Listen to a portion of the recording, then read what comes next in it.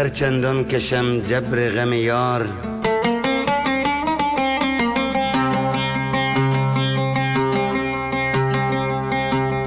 به هر چندان کشم جبر غم یار، بشم خار و نرنجونم دل یار.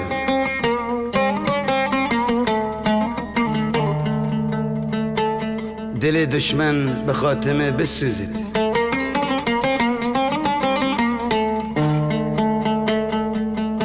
دل دشمن به خاتمه بسوزید و به قدر مش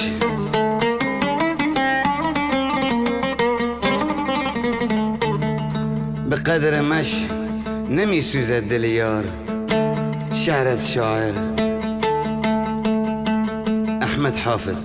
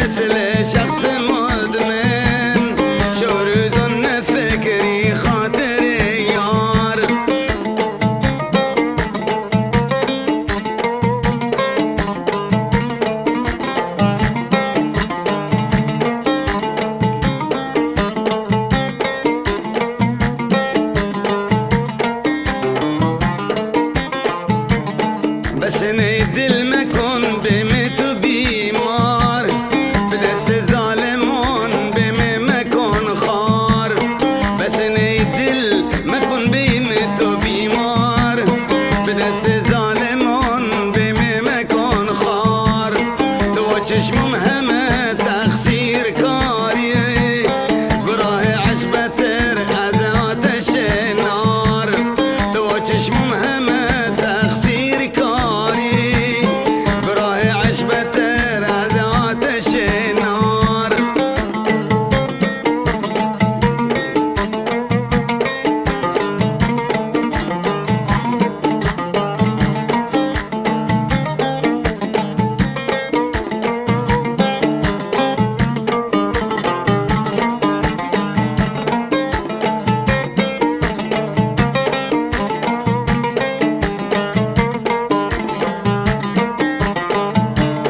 بسن بیخه کنی هرچی که جونتین، به حرف مردمان خبرت نین. بسن بیخه کنی هرچی که جونتین، به حرف مردمان خبرت نین. کلام ناس بتر از ضرب خنجر، خبر راحتی و راحتی دنین. کلام ناس بتر از ضرب خنجر، خبر راحتی و ناراحتی نین.